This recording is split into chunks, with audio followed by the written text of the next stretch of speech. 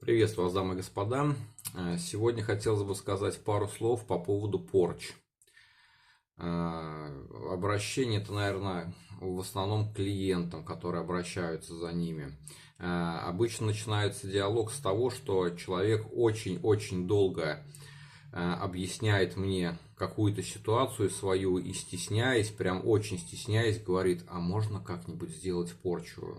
Ребята, передо мной не надо никак оправдываться.